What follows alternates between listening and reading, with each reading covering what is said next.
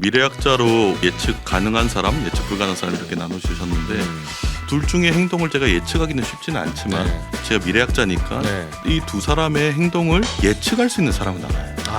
미래학자인데 그 정도는 알아요. 그리고 심지어는 이 두 사람들의 행동을 거의 결정하는 사람들도 알고 있습니다. 궁금하시죠? 궁금해요. 오늘은 저희 특별 게스트 인터뷰를 먼저 시작하는데요.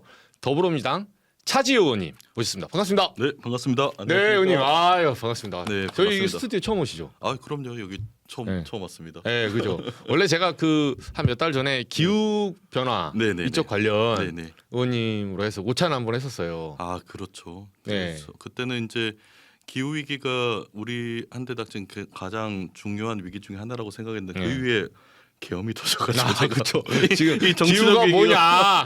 기후가 뭐냐? 진짜 제가 다중 위기 얘기를 많이 했었잖아요. 근데 그때 이제 뭐 팬데믹이나 아니면 기후 위기나 뭐 이런 것들을 얘기했는데 제가 계엄을 빠뜨린 거 죄송합니다. 그때 계엄을 얘기했어야지 미래학자였는데. 그렇죠. 우리의 미래는 아무도 모른다. 그러니까 참. 경기도 오산. 네, 오산입니다. 네, 오산 지역구고 오산에 저희 가족이 삽니다. 아이고. 제가 또 몇 표 갖고 있어요. 네, 그리고 의사 출신이시고 또 국경 없는 의사회, 그리고 AI 전문가, 그리고 기후 변화 전문가, 난민 전문가. 런던에서 박사학위를 하셨나요? 아니 그 존스 홉킨스에서 볼티모어라는 도시에서 미국에서 했고요. 영국에서는 옥스퍼드에서 했어요. 이분 엄청난 엘리트예요. 엘리트라기보다는 공부한 주제가 엘리트 주제는 아니어가지고. 대단하십니다. 그래서 민주당에 숨어있는 정말 보석 같은 분인데 제가 오늘 모셨습니다. 바로 들어갈게요. 저희가 의원님 오신다고 뭐 이렇게 질문 밸런스 게임 하나 준비해봤어요. 게임이라보다는 이제 선택하시고 하면 되는데 자 이거 보죠. 1번 미래학자로서 더 예측 불가능한 사람을 꼽자면 A. 윤석열, B. 트럼프. 자, 골라주십시오. 네, 어려운데 윤석열이 어렵습니다. A. 미래학자로서 이거는 쉽지가 않아요. 의원님이 완패를 안긴. 네, 저도 예측을 못했고 트럼프는 일기 때 미래학자들은 지난 데이터를 기반으로 사람들의 행동이나 뭐 사회적 변화를 예측을 하잖아요. 트럼프는 일기 때 행동이랑 지금이랑 한결같은 지조를 가지고 행동을 합니다. 화석연료 쓰라 뭐 이렇게 하는데 관세 막 빵 때리고. 윤석열은 이제 선거 때 얘기했던 거랑 선거 이후에 버텼던 모습들이 180도 완전히 달라졌고 그리고 트럼프는 이 상황들에 대해서 굉장히 극단적인 말을 하는데 의도적으로 이걸 정치적으로 이용하는 사람인데 하나의 전략이에요. 전략인데 그 윤석열 씨는 실제로 믿고 있는 게 그래서 이 우리 가진 상식을 좀 뛰어넘고 이런 부분들이 있어서 이거는 조금 쉽지 않아요. 이건 굉장히 어려운 영역이라고. 윤석열한테 이렇게 말한 거지. 사람들이 야 이제 그만해. 됐어. 야 계엄 끝났어 임마. 이제 부정선거 나와 하는데 아니 난 진짜 믿고 있어. 아니 근데 이게 굉장히 중요한 부분이에요. 저는 이제 그 미래학자로 이 예측 가능한 사람, 예측 불가능한 사람 이렇게 나눠주셨는데 미래학자로 얘기를 한다면 둘 중에 행동을 제가 예측하기는 쉽지는 않지만 제가 미래학자니까 이 두 사람의 행동을 예측할 수 있는 사람은 알아요. 미래학자인데 그 정도는 알아요. 그리고 심지어는 이 두 사람들의 행동을 거의 결정하는 사람들도 알고 있습니다. 그래서 누굽니까? 궁금하시죠? 궁금해요. 그래서 뭐 일화가 제가 미래학자로 있다가 국회로 들어오니까 사람들이 비슷한 걸 질문해요. 다음 대선 결과 맞춰봐라. 그때 똑같이 얘기를 했어요. 저는 대선 결과를 맞출 수는 없지만 대선 결과를 좌지우지할 수 있는 사람을 한다. 그게 이제 안타깝게도 한국에 없고요. 국내법에 저촉되지도 않고 그 미국의 서부에 있는 유튜브 알고리즘 엔지니어들 그 유튜브뿐만 아니라 페이스북이나 일부 알고리즘 그 엔지니어들이 사실 이 두 사람을 예측을 할 수 있고요.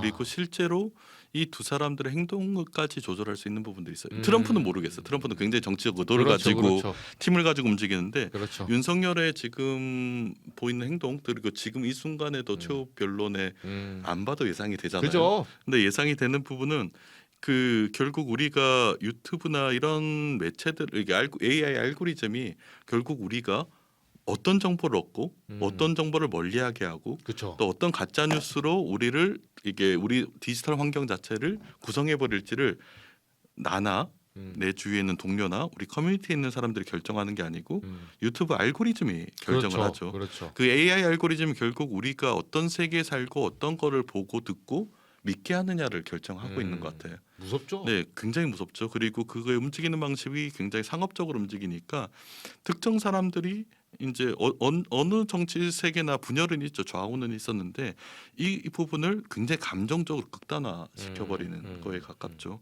그래서 이게 왜 이게 무서운 예냐면 뭐 저나 아니면 저희 아버님이 네. 뭐 예를 들어서 극우 유튜브에 사로잡혔다. 그렇죠. 이해할 만하죠. 근데 윤석열은 대통령이었잖아요. 그렇죠. 근데 대통령은 한국에서는 적어도 가장 정보에 대한 접근성이 좋은 그렇죠. 사람이죠. 네. 그 국정원에 하루에 이렇게 네. 받습니다 정보. 그러면 그렇죠. 그걸 지금 오늘도 아까 얘기하는 게 뭐 중국이 하이브리드전을 이용해서 한국의 무슨 선거 결과를 조작했다는 이걸 국정원에서 보고를 받았겠어요? 네. 아니면 외교부에서 이걸 올렸겠어요? 아니면 중국에 있는 베이징에 있는 한국 대사관에서 이걸 받았을까요? 그걸 유튜브에서 받고 있잖아요. 네. 하이브리드 인지전. 그래서 하이브리드 인지전은 윤석열 씨가 당한 거예요. 유튜브에.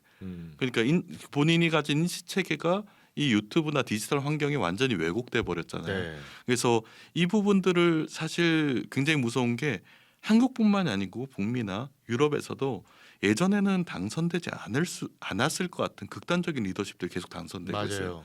근데 그게 이제 공통적인 환경이 이 디지털 환경 그리고 디지털 환경에서 굉장히 극단화시키는 가짜 뉴스나 잘못된 정보들을 통해서 극단화시키는 메커니즘들이 작동하고 있기 때문에 이제 윤석열 씨와 같은 사람이 유럽에서 탄생할 수도 있고 그리고 뭐 반복해서 이 문제는 더 커지는 거죠. 그래서 AI 알고리즘을 우리가 얘기할 때 단순하게 노동 환경이 어떻게 변하냐 이런 산업이 얼마나 우리가 글로벌 상강이 드냐 이런 문제를 넘어서 이 AI가 우리 민주주의를 얼마나 크게 위협하고 있는지를 봐야 됩니다. 그게 산 증인 그러니까 가장 대표적인 케이스가 저는 윤석열과 그렇죠. 해외에 있는 몇몇 지도자들이 아닐까 싶습니다. 진짜 명쾌하십니다. 아유 그래서 자 그렇습니다. 구독자들이 궁금해하셔서 자 2번으로 바로 넘어가겠습니다. 네, 의원님의 또 전문가적. 자 조기 대선 바로 들어갈게요. 네. 우리 또 한동훈. 네. 본인은 이제 뭐 청년이 팬시한 MZ, 늘 커프스에다가 가슴뽕, 뭐 여러 가지 설이 있어요. 팬코 가면 키높이 구두. 자 한동훈 전 대표가 내일 이제 출판 기념회, 기념회는 아니고 책을 내요. 자 질문 들어갑니다. 자 2번 한동훈의 이재명 위협론 발언. 그 책에 이재명 그 어제 출판사가 보도자를 뿌렸거든요. 거기 보면 이재명이 위험하다. 네, 그래서 이재명은 막아야 된다. 네, 느닷없이 갑자기 그 말을 했어요. 자, 그러면 이 의도에 대해서 자 한동훈의 이재명 위협론 발언은 A 공포 마케팅이다. 그래서 그러나 중도층 파급이 있을 것이다. 자, B 한동훈 내부 경선용이다. 내부에서 뭐 김문수, 홍준표 꺾어야 된다. 자, A, B 택해 주십시오. 일단 B가 조금 더 가능성이 높지 않을까 싶네요. 내부 그렇죠, 경선은. 그렇죠. B. 자, B. 알겠습니다. 사실 저건 답이 정해져 있어요. 쉬운 문제로 하나 했습니다. 앞에가 힘들어서. 근데 이재명 위협론이 이게 약간 미믹 같은 거죠. 이게 모방한 게 그 가장 최근의 위협론은 윤석열의 한동훈 위협론. 그렇죠, 그렇죠. 사실 이게 한동훈 위협론을 이상하게 그 오리지널은 거기에 있는데 그걸 또 겪어서 그러신지 이게 효과가 있다고 생각하시는가 봐요. 그래서 이 앞단에 한 달 전만 해도 윤석열의 한동훈 위협론이에요.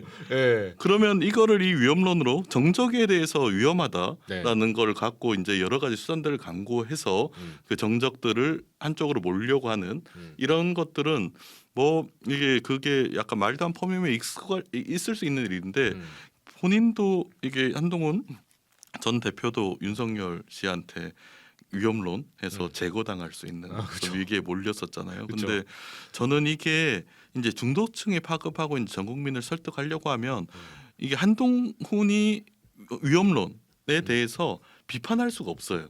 본인이 그쵸. 그 이재명 위험론을 내세우고 비슷한 구조로 정적이나 경쟁자들을 모른다고 하면 본인이 겪었던 그렇죠. 예, 그래서 북한 사살도 예, 그렇죠. 그래서 이상하게 그 책에 그 윤석열이 만든 그 한동훈 위험론 그리고 제거 민주주의가 파괴될 수 있는 위험을 보면서도 윤석열에 대한 긍정적인 문장들이 많이 네. 잊혀지는 것 같아요. 인간적으로 어쩌고 저쩌고 그렇죠. 그게 이제 사실 한동훈 위험론을 뒤집을 수가 없으니까 그렇게 하려는 것 같고 어쨌든 네. 좀 이재명 위험론이라고 할 때 이제 한동훈 위험론을 윤석열 씨가 했던 그것들 그냥 예, 반복하는 것에 가깝지 않나. 그 제가 하나 미래학자로서 네. 그 과거 데이터 그냥 네. 딱 까놓고 의원님 뭐 제가 의원님 믿으니까 네. 정당 떠나서 네. 자 한동훈의 미래 어떻게 보십니까? 아하. 과거 데이터를 바탕으로 어떻게 네. 보세요 좀? 한동훈의 미래. 정계 은퇴한다? 아니면 대선 후보 된다? 아니요, 그 한동훈은 네. 이제 사실 저는 이게 비슷한 위험론이라고 하면 네. 저는 한동훈 위험론이나 이재명 위험론에 대해서 동의하지 않고 저는 국힘의 그때 계엄을 찬성했던 혹은 탄핵에 반대하고 있는 극우 네. 의원들에 대한 위험론이 전 더 위험하다고 생각을 그렇죠, 해요. 그렇죠. 거기에 비해서 한동훈 대표가 예전에 했던 행동들을 보면 적어도 그날 회의장에 있었고 이제 저희가 계엄을 막는 데 참여를 했고 그 이후에 그러기 위한 여러 가지 갈팡질팡했지만 노력들을 해서 한덕훈. 그래서 저는 네. 한동훈 덜 위험론. 그래서 그쪽 국힘 의원들은 더 위험하니까 그렇게 됐을 때 한동훈이 그래도 국힘 안에서는 좀 살아남아 주면 좀 좋지 않나. 한동훈 화이팅! 그래서 그 더 위험론이 저는 조금 더 똑같이 얘기를 할 것 같아요. 그 국힘 의원님들을 일부 제가 성명은 얘기 드리긴 어렵지만 그분들의 더 위험론이 있습니다. 그렇죠, 그래서 그렇죠. 그게 저는 사실 개인적으로는 윤석열 씨가 이게 계엄을 했다는 것 자체가 처음에는 좀 놀래긴 했었지만 이게 계엄이나 이런 극단적인 이제 군사 수단을 이용해서 이런 것들은 여러 현장에서 있었고 그리고 지금은 민주주의화된 사회에서 극단적 리더십이니까 그렇죠. 그걸 그냥 하나의 현상으로 받아들였어요. 근데 제가 굉장히 놀래고 이게 슬펐던 일은 국힘 의원 아까 제가 더 위험한 국힘 의원들이라고 했던 아주 데인저러스한 굉장히 위험한 거는 이 집단이 그 안에서 국힘 의원들이 다 그렇지는 않으시겠어요. 근데 거기에 상당수의 집단이 계엄에 찬동하고 이게 탄핵에 어떻게 보면 반대하는 제스처를 취하면서 굉장히 극우적인 발언들 그리고 동조하는 발언들을 많이 만들어냈던 거 저는 그게 굉장히 민주주의에 위험하다 생각해요. 왜냐하면 우리는 한번 이런 일을 겪고 평화적으로 지금 회복하고 있잖아요. 그렇죠. 전 세계에 굉장히 중요한 메시지거든요. 그렇죠. 우리는 계엄과 같은 극단적인 민주주의 파괴 상황에서도 헌법 질서 안에서 이걸 평화적으로 회복하고 있다. 그리고 저는 해외에 있는 동료들한테 자랑스럽게 얘기를 해요. K민주주의의 또 힘이죠. 네, 이게 우리는 민주주의 회복력이 있는 나라다. 맞아요. 근데 여기에 반하는 그룹들이 이런 계엄과 같은 극단적인 세력이 세력화돼서 공고화된 이것도 정당 체계 안에서 공고화된 이 그룹이 굉장히 위험하다고 생각이 듭니다. 그래서 아이고 이 부분은 좀 파이팅입니다. 저는 이제 개인적으로 의원님 말씀 100% 동의한 게 제 그게 가장 충격적이었어요. 관훈 토론회에서 한 일주일 전인가 권영세 비대위원장이 나와서 질문을 이렇게 하더라고요. 진행자가 그러니까 계엄이 찬성하십니까? 이러면 계엄은 적절하지 않았다 이렇게 얘기해요. 근데 질문을 뾰족하게 물어봐요. 다시 12월 3일로 돌아간다면 12월 3일 그 저녁 10시로 돌아간다면 해제를 1시 3분에 했잖아요. 그 현장에 간다면 권영세 비대위원장 당신은 찬성할 거냐 반대할 거냐니까 이분은 기권하겠다고 하시더라고요. 와 제가 진짜 깜짝 놀랐습니다.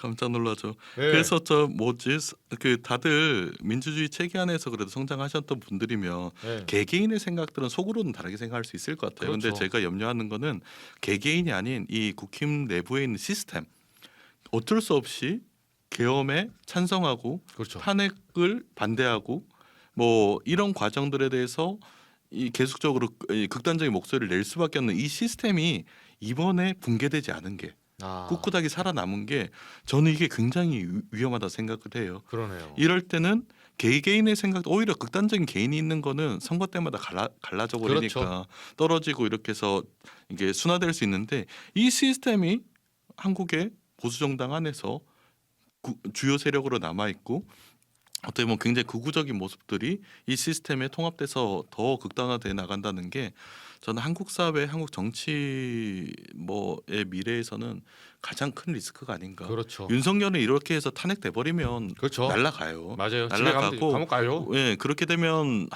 일탈적인 개인들은 이렇게 만드는데 이 시스템이 작동하고 있다는 게 저는 굉장히 큰 위험이라고 생각합니다. 맞습니다.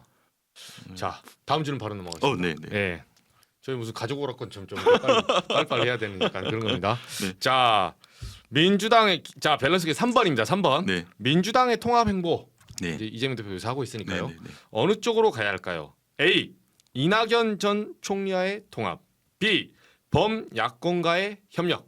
자, 이것도 정답이 있는 것 같은데 비범야권의 협력. 이낙연이 그렇게 네. 밉습니까? 아니 그런 건 아니고 이제 한 개인이나 한 정치 그룹과의 통합에 대한 문제는 아닌 것 같아요. 그렇죠. 그리고 이게 통합 행보라고 하면 이제 특히 이제 극우 그룹들 말고 나머지 좀 진보적인 그룹들 혹은 중도 합리적인 중도 이 그룹까지 포용하는 맞아요. 굉장히 다양한 그룹들이 이 지금 이 시대적 이 전환 과정 앞에서 통합이 돼야 되는데 그게 사실 통합의 진정한 목적이지 뭐 특정 선거의 유불리를 가지고 특정 한 그룹과 연대를 한다 이거는 저는 개인적으로는 좀 멋있어 보이진 않아요.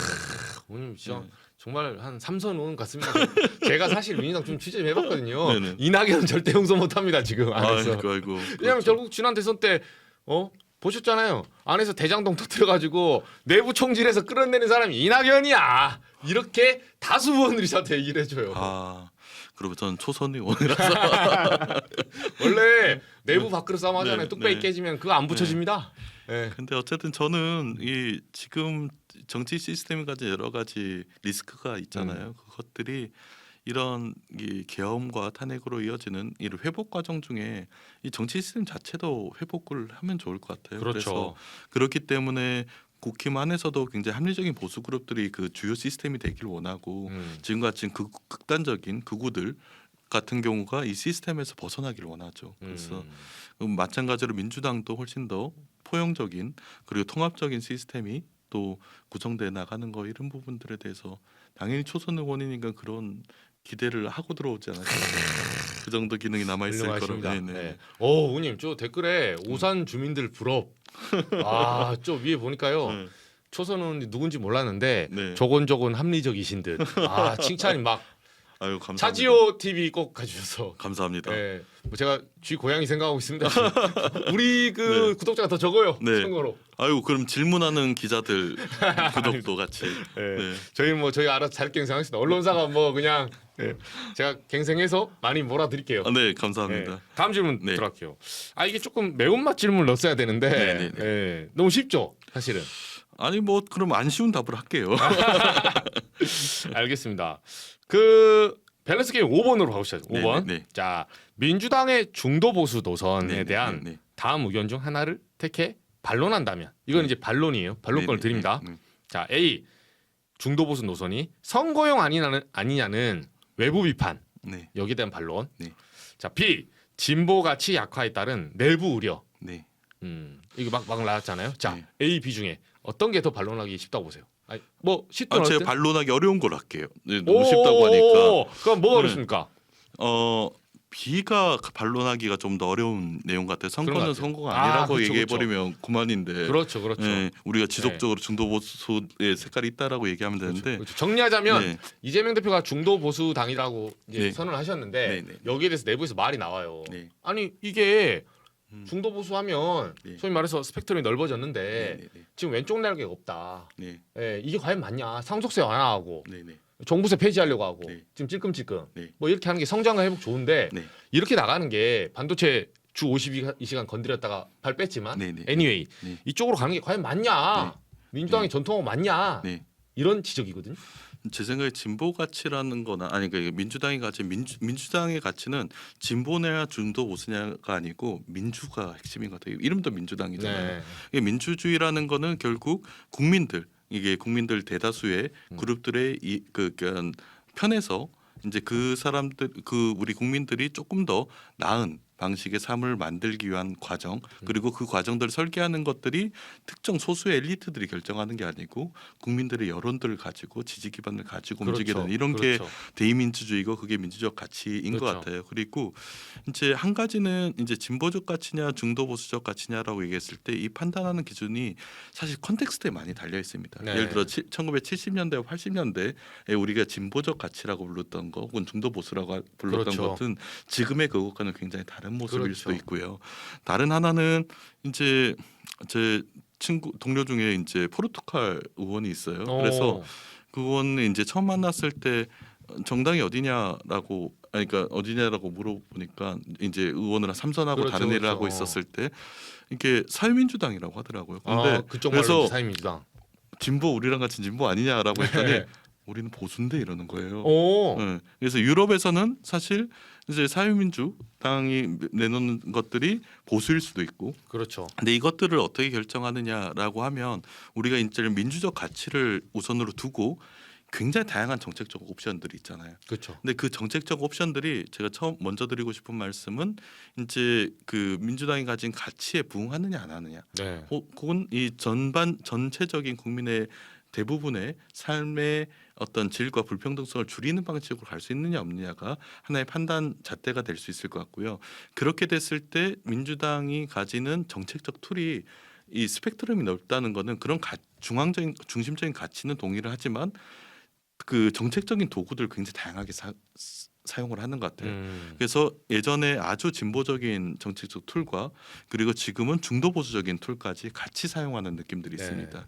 그리고 그 안에서 굉장한 이제 민주당 그래도 민주당이니까 굉장히 민주적으로 이 논의들이 많아요. 굉장히 격렬하게 논쟁을 하고 그러면서 이렇게 한쪽 의견들이 묵살되지 않는 방식으로 이렇게 만들어지는데 그렇게 됐을 때 지금 이제 한쪽으로는 진보적 툴과 중도 보수적인 정책적 툴이 이제 그 정책에 관심 있는 사람들에 따라서 어떤 사람들이 보기에는 그 정책들의 시리즈가 이제 나와 관계된 정책들 시리즈가 보이는 게 굉장히 중도 보수처럼 느껴질 때도 있고 어떤 정책들은 굉장히 극단적인 진보처럼 느껴질 때도 있고 그게 지금 굉장히 포용적으로 혼재되어 있는 게 민주당의 상태라고 생각이 들고요.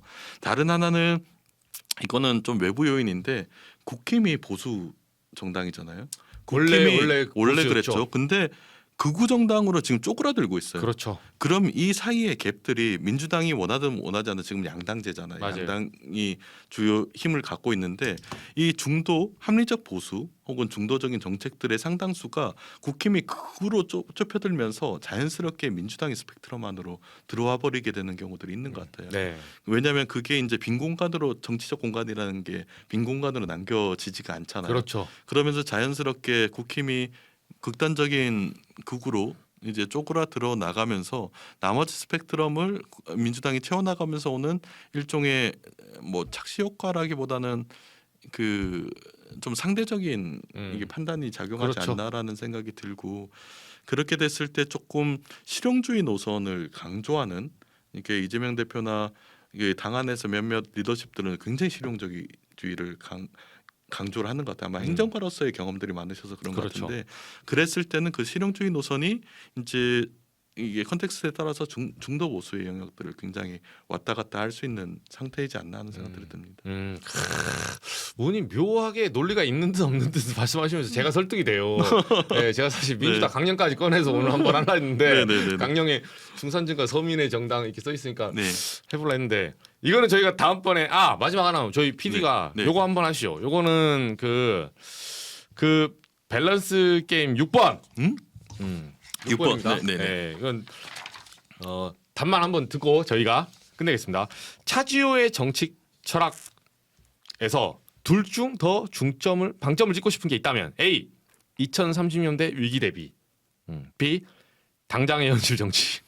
이거는 저한테는 너무나 명확한 문제인데 A입니다. 저는 이제 당장 현실 정치는 민주당 혹은 뭐 300석 의석 중에 상당수의 의원들이 당장 현실 정치에 온 힘을 다하고 있는 것 같아요. 그렇죠. 근데 저는 이제 정치에 입문하게 되는 거는 이제 미래학자로 2030년 40년대 오는 위기들이 너무나 뚜렷하게 거대한 위기들이 오는 게 보이는데 거기에 대해서 정치 시스템이라는 게 대응할 수 없는 시스템을 가지고 있는 것 같아요. 그래서 저희가 가진 정치적 아젠다는 명확해요. 하나는 지금 30년대 특히 불과 몇 년 안 남은 시기에 우리가 대응하기 위해서는 2030년 이전에 골든타임이 주어집니다. 그래서 사실 22대 국회와 지금 이제 이 차기 정부가 그렇죠. 이 요 한 5, 6년이죠. 5, 6년이 결국 2030년대 한국이 선진국 대열에 남아 있을지 아니면 굉장히 많은 사람들이 주권을 다치면서 후퇴할지는 이 시기에 달려 있는 것 같아요. 그래서 이 시기는 저는 2030년대 위기 대비가 당장의 현실 정치라고 생각합니다. 근데 이 당장의 현실 정치라고 생각하는데 많은 분들이 이 전쟁과 같은 상황, 윤석열 정부가 초래한 이 전쟁 같은 상황 그렇죠. 때문에 이걸 대비하지를 못하는 것 같아요. 그렇죠. 그래서 적어도 저는 꿋꿋이 계속 이걸 파고 있습니다. 왜냐하면 뭐 오늘 사람이 다치나 10년 뒤에 다치나 사람들이 다치는 건 똑같잖아요. 그렇죠. 근데 그거에 대해서 대비하지 못하면 지금보다 훨씬 더 많은 사람들이 고통스러운 상황들을 몰리기 때문에 그렇고 이게 그리고 2030년 위기 대비가 뭐 지금 연금 문제라든지 아니면 AI 문제라든지 기후 문제라든지 그렇죠. 지금 정해집니다. 맞아요. 지금 정해지는 문제로 2030년대 우리와 우리 아이들의 미래가 결정지어 버리는 게 크죠. 그 부분과 한 가지만 더 보태면 제 정치 철학에서 중요한 거는 미래 세대입니다. 미래 세대. 그 뭐 영원하면 또 갈등이 있고 뭐 진보 보수 간의 갈등이 있고 뭐 우리 사회 내 여러 가지 불평등이 있는데 저는 현 세대와 미래 세대들 사이의 형평성들이 완전히 깨어진 상황인 것 같아요. 맞습니다. 그래서 원전 문제, 뭐 연금 문제, 아니면 뭐 AI나 뭐 의료 문제, 필수 의료 문제들, 부동산 문제 다 사실 미래 세대들의 이해관계를 대변하지 않고 의사들이 주요 의사 결정들이 만들어지는 그렇죠. 것 같아요. 그래서 그 부분들이 저는 우리가 이제 헌법 정신 안에도 담겨야 된다고 생각을 해요. 미래 세대와의 형평성, 우리가 지금 투표할 수 있는 이게 세대 그 20세 그 성인들은 아니지만 그렇죠. 그 아래 세대 혹은 아직 태어나지 않은 세대들도 대한민국이란 공간 안에서 분명히 한국의 한국 사람으로 살게 되는 거고 우리가 지금 하는 결정들이 그 그룹들에게 큰 피해를 주거나 그렇죠. 혹은 큰 이득을 가져다 줄 수 있다고 하면 당연히 그 그룹들이 이해관계를 현재 정치 안에서 반영하는 게 중요하죠. 뭐 그거는 뭐 많은 사람들이 우리 아이들이나 아가들 이렇게 잘 되려고 열심히 일하고 이러잖아요. 저도 제 아가가 5살인데 생각을 해보니까 우리 아가는 높은 확률로 22세기까지 살겠더라고. 근데 22세기에 대한민국이 존재할 수 있을까? 지금과 같은 모습의 대한민국이 존재할 수 있을까? 저는 굉장히 부정적이에요. 그래서 지금 대응을 제대로 체계적으로 하지 않으면 우리 아가들이 살 세계는 굉장히 무너지는 세계가 될 겁니다. 그래서 지금 저는 2030년대 위기 대비를 하는 게 필수적인 당장의 현실 정치라고 생각을 합니다.